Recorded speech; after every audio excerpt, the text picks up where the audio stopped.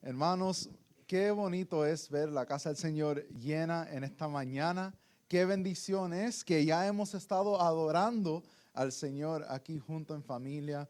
Hemos aprendido muchas cosas esta semana y esta mañana. El Señor habita en la adoración de su pueblo y eso es un privilegio, una promesa que podemos seguir clamando aún en las crucijadas o los crisoles que nosotros estamos pasando en nuestra vida. Nosotros podemos reconocer que el Señor está aquí presente esta mañana. Hermanos, la última vez que estuvimos juntos, ¿qué fue lo que nosotros hablamos? Espérense, antes de llegar ahí, nos recordamos lo que hemos estado estudiando este año entero. ¿Alguien me puede ayudar? El sacerdocio de todo creyente. Cada persona aquí presente ha sido empoderada por un Dios santo y todopoderoso para predicar su palabra. Cada uno de ustedes, de nosotros aquí, somos un sacerdocio santo a nuestro Dios. Empezamos hablando del joven ciego, que no importa de dónde venimos, Dios aún nos escoge. Hablamos de nuestro testimonio a través de las piedras vivas y que nuestra vida debería ser un testimonio de lo que Jesús ha hecho para nosotros. Hablamos de Jesús y cómo es que está construyendo nuestra vida, nuestra familia, nuestra iglesia, igual como lo hizo con el pueblo de Israel. Lo pusieron a Dios primero. Aprendimos del origen del sacerdocio, cómo Dios lo estableció en el principio y cómo se desarrolló en la vida de Pablo. Igual se puede desarrollar en nuestras vidas. Seguimos hablando de Pablo y aprendimos del sacrificio que conlleva la vida cristiana, el seguir a Cristo. Y también aprendimos, la última vez que estuvimos juntos, aprendimos del sacerdocio real, si no estoy equivocado. Sí, del sacerdocio real, pero perdón, ese no fue el título y creo que se me pasó el título, pero ¿qué fue lo que hablamos la última vez que estuvimos juntos? ¿El cómo? Generación escogida. Pero, ¿cuál fue el mensaje principal? ¿Alguien se recuerda algún lema de la última vez? Hay gigantes en la tierra, son pan comido. El Señor nos ha entregado la tierra. El tema de hoy viene titulado Sacerdocio Real. Vamos a orar. Amante Padre, oh Dios, en este momento vamos a abrir tu santa palabra, Señor. Sin ti, oh Dios, no tiene sentido. Pedimos que tu Espíritu Santo se mueva en las palabras esta mañana, se mueva a través de tu palabra, oh Dios. Y Jesús, que vivas en nosotros, que nos cambies y que al salir de este lugar nos parezcamos más a ti. Bendícenos ahora, lo pedimos en el nombre todopoderoso de Cristo Jesús. Amén. Les pregunto, ¿qué o quién es lo que determina tu identidad? ¿Qué determina tu identidad? Para diferentes personas son diferentes cosas. Para algunos la identidad está determinada por la carrera que escogen la vida. Para otros su identidad está bien amarrado o vinculada, creo que sería la palabra, con la persona con quien se casaron. Para otros la identidad está vinculada con un hobby. No sé, yo lo traducí en Google, me dijo una afición o un pasatiempo que tiene alguna persona. ¿Será que a alguien le gusta mucho el fútbol? ¿Alguien es un músico, toca música? ¿A alguien le gusta el arte? Hay muchas diferentes cosas y es posible que esa afición o ese pasatiempo determine la identidad de esa persona.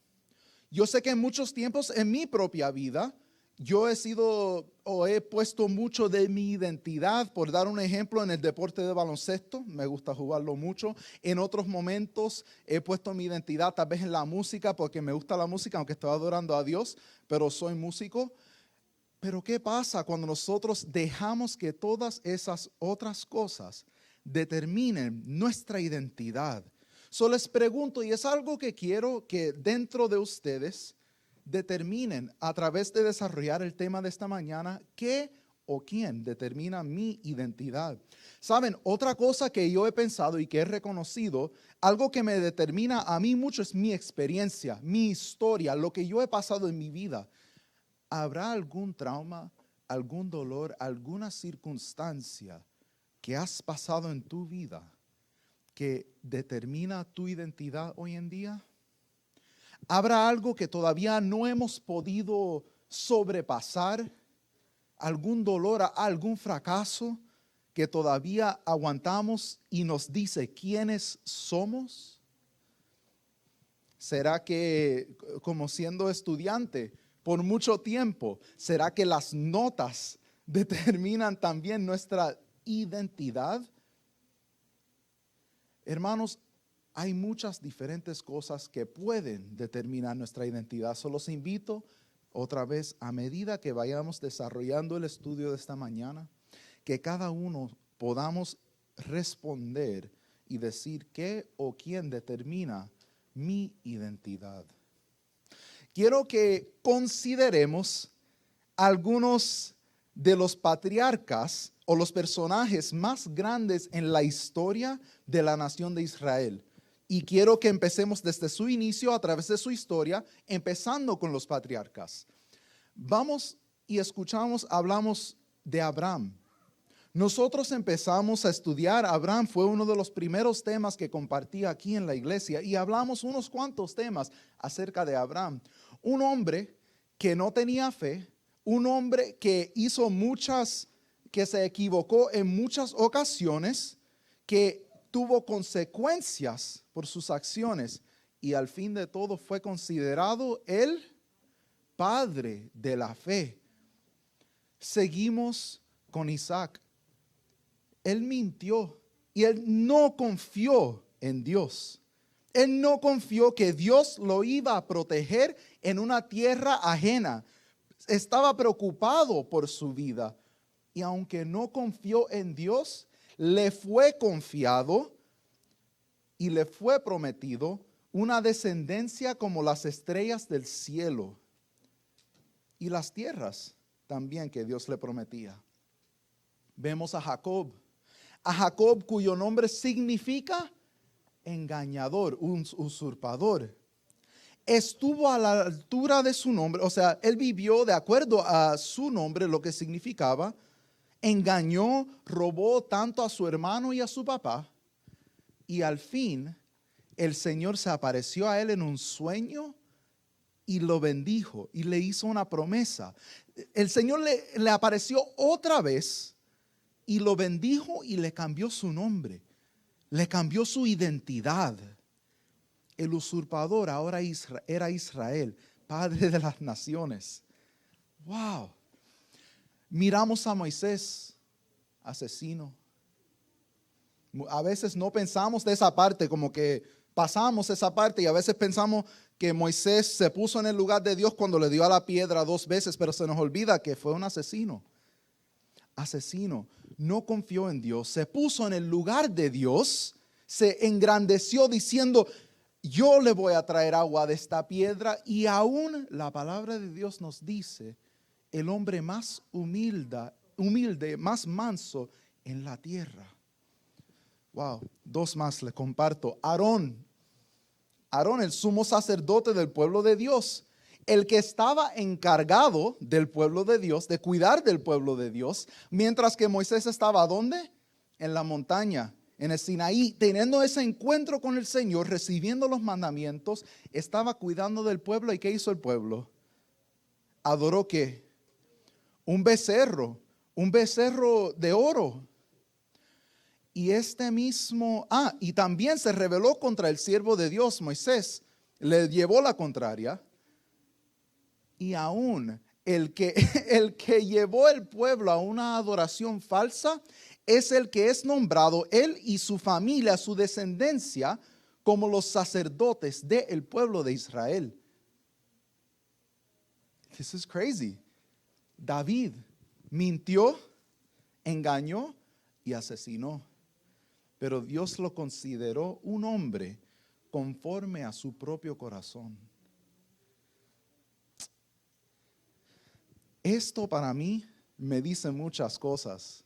Esto para mí me enseña mi identidad no está determinada por lo que he hecho, lo que ha pasado en mi vida, lo que me han hecho, lo que hago habitualmente, sino el que me da mi identidad es Dios.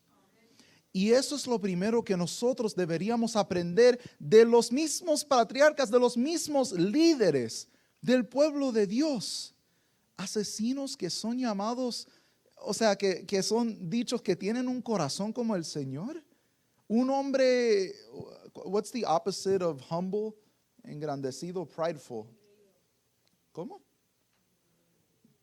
Prideful. Orgulloso es la palabra. Un hombre orgulloso que entonces es considerado humilde. Es algo tan interesante la manera que Dios ve algo en nosotros que ninguna otra persona ve, que a veces ni nosotros lo vemos en nosotros porque nuestro propio carácter o acciones dice otra cosa. Y eso es lo que pasa cuando nosotros nos encontramos con el Señor. Estamos o somos de una manera, es algo que determina nuestra identidad y nuestro ser. Pero cuando venimos a Cristo, Él dice, yo te bendigo, yo te escojo, yo cambio tu identidad y te doy un nuevo nombre. Lo hemos visto con estos seres. Vamos a mirar al pueblo de Israel. ¿Cómo es que Dios ve la identidad o la integridad del pueblo de Israel? Hablamos de unos personajes. Vamos a abrir la palabra de Dios al libro de Deuteronomio capítulo 7, versículos 6 al 9 vamos a leer. Deuteronomio capítulo 7, versículos 6 al 9. ¿Un amén cuando lleguen?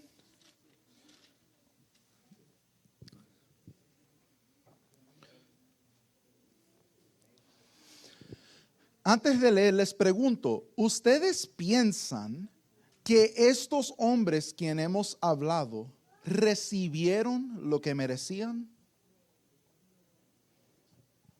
No, ¿verdad? Muchos dirían que hubieron muchas injusticias en la Biblia. ¿Cómo que le vas a dar una generación, tierras, o sea, le vas a multiplicar the offspring, le vas a multiplicar la descendencia de un hombre que es un engañador, un mentiroso? ¿Cómo, Señor, vas a hacer eso? Dios, ¿cómo te atreves a llamar a un hombre tan orgulloso el más humilde de la tierra? Muchos, por el juicio humano, diría que hubieron injusticias. Vamos a mirar qué pasa con el pueblo de Israel. Deuteronomio capítulo 7 está hablando, leamos el versículo 6, dice, porque tú eres un pueblo santo para el Señor tu Dios. El Señor tu Dios te ha escogido para que le seas un pueblo especial, más que todos los pueblos que están sobre la faz de la tierra. No porque ustedes sean más numerosos que todos los pueblos. El Señor los ha querido y los ha escogido, pues ustedes eran el más insignificante de todos los pueblos. Ok, pero entonces, ¿por qué los escogiste, Señor? Es porque el Señor los ama y guarda el juramento que hizo a sus padres, que los ha sacado de Egipto con mano poderosa y los ha rescatado de la casa de esclavitud, de mano del faraón, rey de Egipto. Reconoce, pues, que el Señor tu Dios es Dios, Dios fiel que guarda el pacto y la misericordia para con los que lo aman y guardan sus mandamientos hasta 1000 generaciones.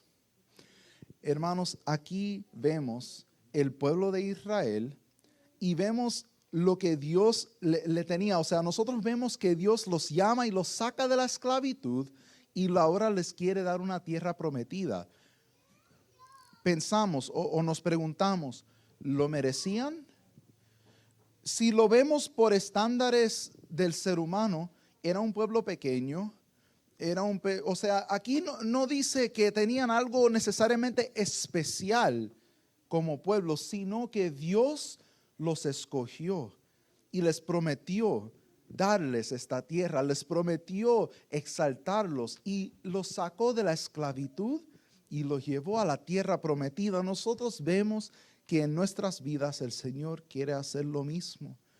Nos quiere sacar de la esclavitud del pecado y nos quiere llevar a tener una vida de realeza, una vida de santidad.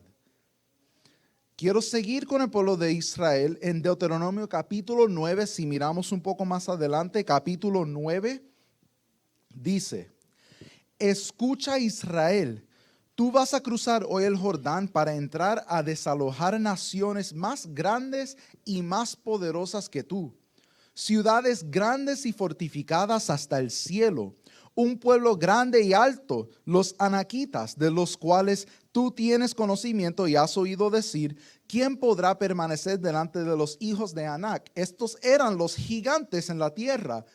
¿Quién puede pararse delante de ellos? Versículo 3: y sabrás hoy que el Señor tu Dios es el que cruza delante de ti. Él es fuego consumidor. Él los destruirá y los someterá delante de ti, y tú los desalojarás y los destruirás rápidamente, como el Señor te ha prometido. Cuando el Señor tu Dios los haya echado de delante de ti, no digas en tu corazón: por mi justicia el Señor me ha traído para tomar posesión de la tierra. Porque por la impiedad de estas naciones es que el Señor las echa de tu presencia. No es por tu justicia ni por la rectitud de tu corazón que entras a tomar posesión de su tierra. Es por la impiedad de estas naciones que el Señor tu Dios las echa de tu presencia, y para cumplir la palabra que el Señor juró a tus padres Abraham, Isaac y Jacob. Sabrás pues que no es por tu justicia que el Señor tu Dios te da esta buena tierra para que la tomes en posesión, puesto que tú eres un pueblo terco. Ahí lo concluyo, porque uno puede seguir leyendo y se da cuenta de las razones por qué el pueblo de Israel no merecía esta tierra prometida. Hermanos, les pregunto, ¿esto es un acto de justicia de parte de Dios? No les estoy pidiendo que lo miren con ojos espirituales. Les estoy diciendo de una perspectiva del ser humano.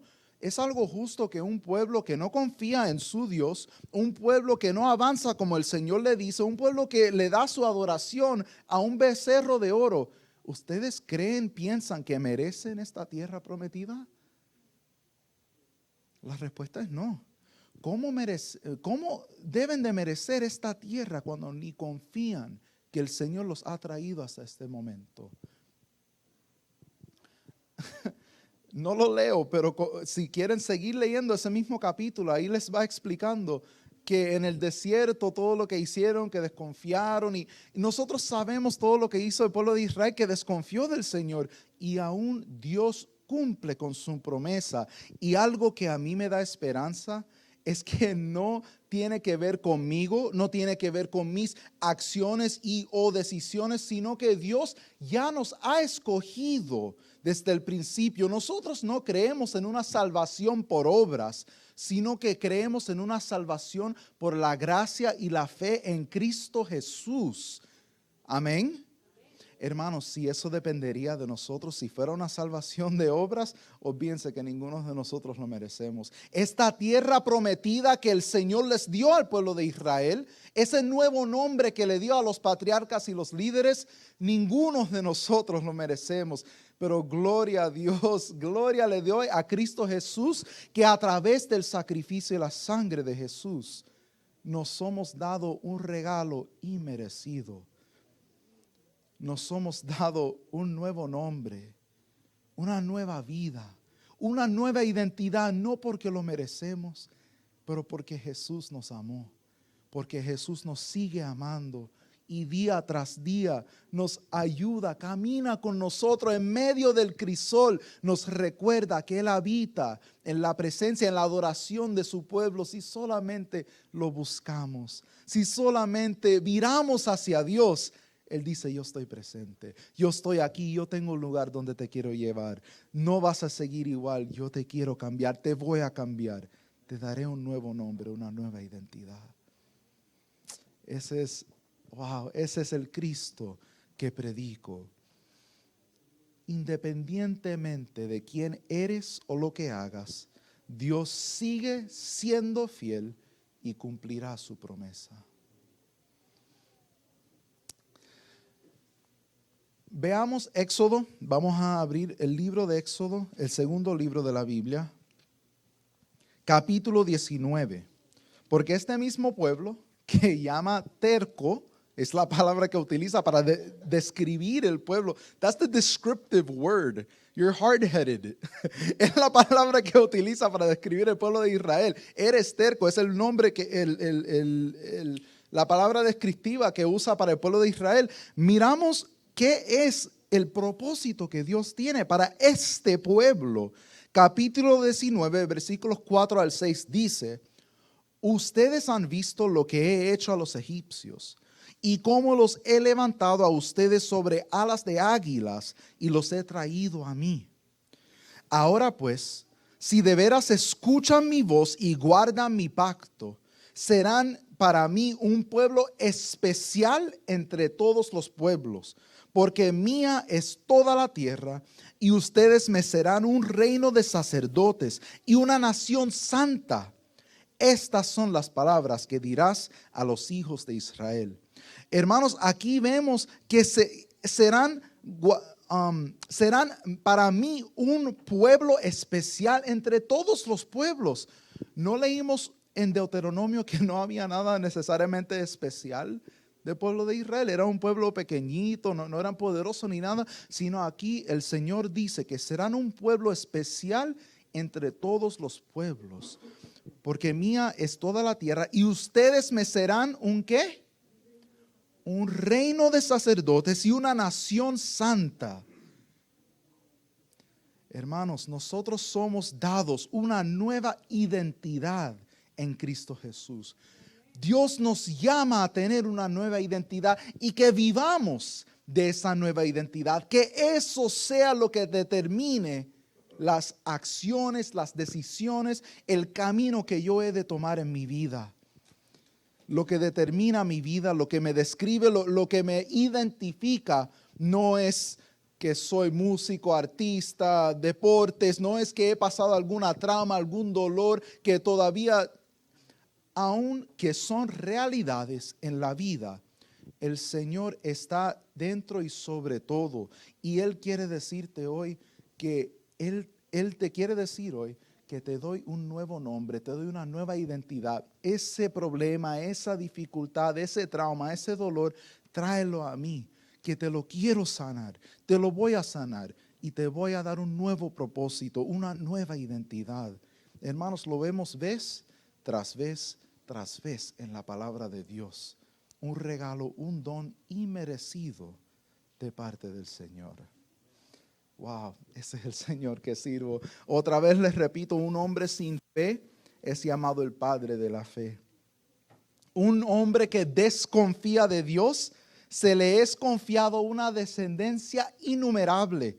Un engañador recibe la bendición de Dios y un nuevo nombre.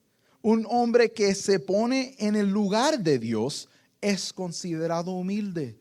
Un hombre que dirige la nación de Israel en una adoración falsa hacia un Dios falso es escogido como el sacerdote de la nación. Y un asesino engañador y mentiroso es dicho tener el corazón de Dios. Hermanos, cuando uno viene a Cristo, sale transformado. ¿Y saben qué? Al escuchar estos, ¿cómo se dice? Estos resúmenes, these short biographies, estas biografías de estos hombres, a mí me da esperanza. No necesariamente, o sea, no que me estoy comparando necesariamente, porque tal vez Yo no he matado a una persona físicamente, pero en algún momento en nuestra vida, ¿será que hemos matado a alguien en nuestra mente? Que no los queremos hablar o lo desechamos. Tal vez otros no hayan visto nuestro orgullo, pero ¿será que dentro de nosotros tenemos un gran orgullo que no nos deja humillarnos delante de otros ni delante de Dios? A mí me da esperanza. A mí me da esperanza que Cristo Jesús me ha escogido, me ha llamado y me da un nuevo nombre, una nueva identidad. Y así es con cada uno de nosotros, si así lo deseamos aceptar esta mañana. Hermanos, les concluyo con Apocalipsis que nosotros hemos leído. Hoy hemos tocado acerca o hemos hablado de un real sacerdocio. Es el próximo paso que estamos tomando en Primera de Pedro 2, 5, 9 y 10. Real sacerdocio. Miremos al libro de Apocalipsis que está hablando, pues, o sea, ya es un libro escatológico, ya está hablando de profecía, está hablando al pueblo de Dios a los últimos tiempos, aunque la carta está escrita a los cristianos que vivían en el primer siglo, nos aplica a nosotros hoy en día. ¿Y qué dice el Señor? Yo, Juan, me dirijo a las 7 iglesias que están en Asia. Que la gracia y la paz estén con ustedes, de parte del que es, el que era y el que ha de venir. Y de los 7 espíritus que están ante su trono. Los 7 espíritus que representan la totalidad del Espíritu Santo, la presencia completa de Dios delante del trono de Dios. 5. Y de Jesucristo, el testigo fiel, primogénito de entre los muertos y soberano de los reyes de la tierra. Él nos amó, con su sangre nos lavó de nuestros pecados y nos hizo reyes y sacerdotes para Dios su Padre. Por eso a Él sea dada la gloria y el poder por los siglos de los siglos. Amén. Hermanos, wow. Nosotros, y nos hizo reyes y sacerdotes para Dios. Actualmente, cada uno de nosotros somos reyes para Dios. Somos realeza para el Señor. Somos un sacerdocio real para el Señor. Y les pregunto, o sea, nosotros, ¿qué es lo que hemos aprendido hoy? Hay nueva identidad y nueva vida en Cristo Jesús. Dios nos escoge, nos llama, nos bendice y dice: tú eres mío, ahora tienes un nuevo propósito. Pero ahora nos preguntamos, ¿cómo puedo vivir esta nueva realidad en mi vida? Es una pregunta práctica, porque nosotros hablamos mucha filosofía o teología, pero ¿cómo lo podemos aplicar en nuestras vidas? Y esa es la pregunta con que nos quedamos en esta mañana. Señor, me llamas a ser un real sacerdocio, ¿y ahora qué hago? ¿Qué puedo hacer, Señor? De una manera práctica, preguntémonos y animémonos. ¿Cómo es que podemos vivir de esta nueva identidad que Dios nos da? How can we live out of this new identity that Jesus has given us? We're not the same old person. We're a new person. We have new desires, new goals, new dreams. We have a new job. We have something new to do. But God, how do I do it? Teach me, help me.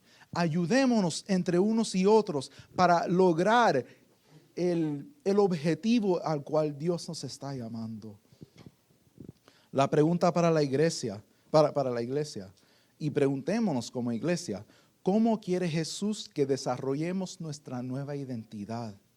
Porque como iglesia y como pueblo, vimos al pueblo de Israel, les dio una nueva identidad. ¿Cómo es que Dios quiere que nos desarrollemos en esta nueva identidad que nos da? Y personalmente me pregunto, ¿estoy permitiendo que esta nueva identidad de Dios dirija mi vida?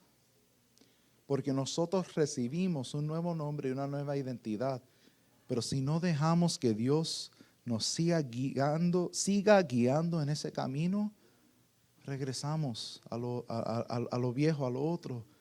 Pero hermanos, aprendimos que los gigantes son pan comido, que caminemos hacia adelante en la nueva identidad que Cristo Jesús nos está dando. Así que la gran idea que siempre les dejo, o sea, I always leave you with the big idea, the central idea of today's sermon. La idea principal y central del sermón de esta mañana, ven a Jesús tal como eres. Deja que Él te dé un nuevo nombre y una nueva identidad. ¿Habrá alguien aquí que quiere recibir nueva identidad en Cristo? ¿Alguien que quiere ser transformado por Dios?